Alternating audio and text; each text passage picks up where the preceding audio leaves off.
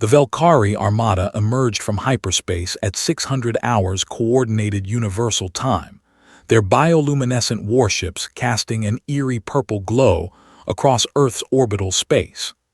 300 vessels, each the size of a small city, positioned themselves in a synchronized pattern that had crushed 17 civilizations before humanity.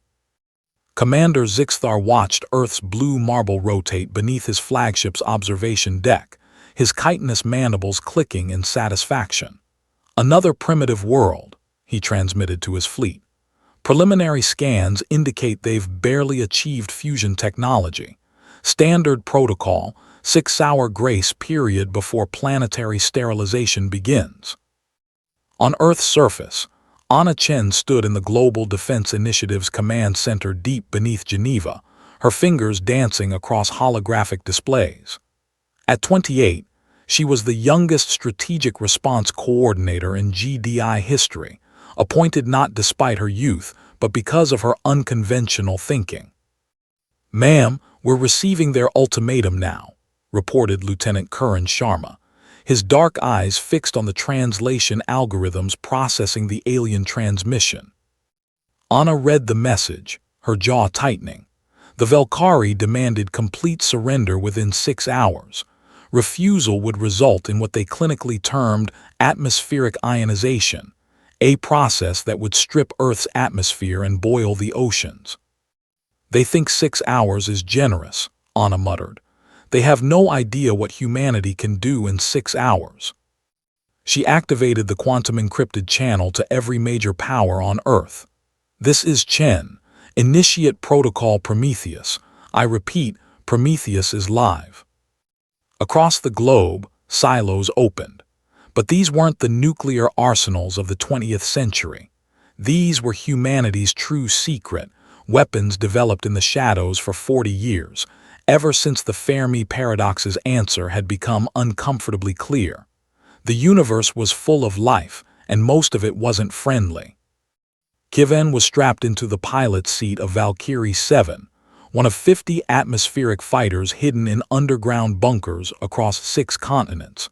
His augmented neural interface synced with the craft's quantum computer, and he felt the ship's systems become an extension of his consciousness. "All Valkyrie units, this is command." Anna's voice filled his helmet. "You are weapons-free. Show them what happens when you underestimate human ingenuity." Kievan's lips curved into a grim smile. His fighter's hull was composed of programmable matter, carbon nanotubes arranged in metamaterial configurations that could shift from radar-absorbent black to mirror-like reflectivity in microseconds. The propulsion system utilized controlled antimatter annihilation, generating thrust-to-weight ratios that would make the craft's maneuvers lethal to any unaugmented pilot. The Valkyrie had given humanity 6 hours. Humanity needed 3. At 7:15 hours, the first Valkyrie units punched through Earth's atmosphere at Mach 47, their trajectories calculated by AI systems processing battlefield variables at exascale speeds. The Valkyrie's sensors, calibrated for conventional threats, barely registered the approaching signatures before impact. Kievan's targeting system painted 6 Valkyrie destroyers in his attack cone. "Engaging," he announced calmly, releasing a spread of what human engineers had nicknamed Hellfire Seeds, microscopic drones that could penetrate hull plating and reproduce using the target's own molecular structure as feedstock.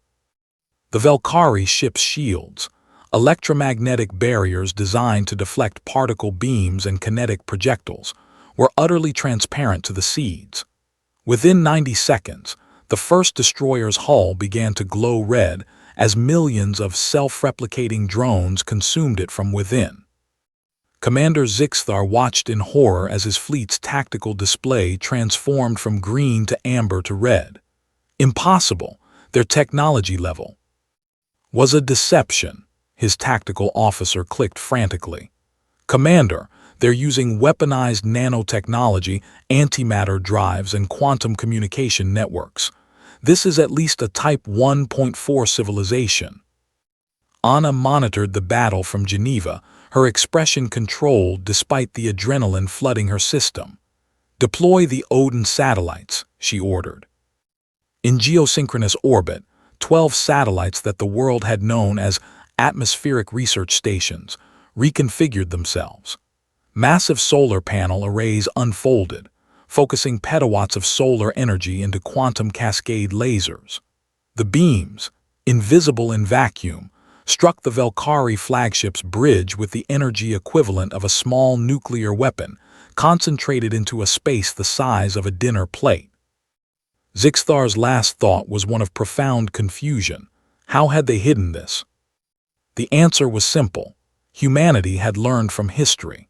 When European conquistadors arrived in the Americas with superior technology, they conquered civilizations that fought traditionally. But when those civilizations might have survived had they hidden their true capabilities, struck from unexpected angles, and used asymmetric warfare. Humanity had spent 40 years since detecting the first alien signals preparing for this exact scenario. They'd maintained their public technological profile, fusion power, Mars colonies, basic AI, while secretly developing weapons that would make any invader's risk-reward calculation shift dramatically. By 900 hours, the Valkyrie fleet was in full retreat. 203 ships destroyed, 57 crippled, and 40 fleeing toward the heliopause at maximum acceleration. Kivin pursued one of the fleeing vessels, his fighter's AI calculating intercept vectors. "Command, request permission to let them go." Anna understood immediately. "Permission granted. We want survivors to carry the message." The message was simple. Earth was not prey. Earth was the predator that had been waiting. As the last Valkyrie ships jumped to hyperspace, Anna initiated the final phase of her response. Every captured Valkyrie communication system simultaneously broadcast a single message to every monitoring station within 50 light-years. To any civilization observing this encounter, Earth is under the protection of humanity. We do not seek conflict, but we will not accept subjugation. Any force that approaches our system with hostile intent will face the same fate as the Valkyrie. We offer trade, cultural exchange, and mutual cooperation, but only to those who approach in peace. She attached the complete tactical data from the battle, every weapon system, every capability humanity had revealed. It was a calculated risk, but one that Anna's game theory models suggested was optimal. Potential allies would see humanity as a valuable partner. Potential enemies would think twice before testing Earth's defenses. And perhaps most importantly, the data was incomplete. Humanity had revealed perhaps 60% of its military capacity. The remaining 40% stayed hidden, a deterrent against those who might think they could overcome what had been shown. Kivin landed his Valkyrie back at its bunker 3 hours after launch, his body exhausted from the neural strain of combat flying. As he climbed from the cockpit, his ground crew erupted in cheers. 6 hours, his crew chief said, shaking her head in amazement. "They gave us 6 hours and we ended it in 3. Kivin nodded, removing his helmet. They made the same mistake every bully makes. They assumed weakness meant inability to fight back. In Geneva, Anna stood before the United Earth Council delivering her after-action report. Total human casualties, 0. Economic damage, minimal. Strategic position, significantly improved. The Secretary General, a gray-haired woman who'd lived through the tense decades of preparation, allowed herself a rare smile. And the Prometheus Protocol remains partially classified, Anna replied. The universe now knows we can defend ourselves, but they don't know the full extent of our capabilities. That ambiguity is our greatest weapon going forward. As the council members filed out, Anna remained, gazing at the holographic display of Earth surrounded by debris fields and retreating alien ships. Kivin entered the command center, still in his flight suit. "You did it," he said simply. Anna shook her head. "We did it. Every scientist who worked in secret, Every pilot who trained for a war they hoped would never come. Every leader who chose preparation over complacency. "What happens now?" Kivin asked. Anna pulled up a star map, showing the hundreds of civilizations humanity had detected through passive monitoring. "Now we step onto the galactic stage, not as victims, not as conquerors, but as equals who have earned their seat at the table." The invasion had lasted 6 hours, but humanity's real journey was just beginning. As news of the victory spread across Earth, celebrations erupted in every city.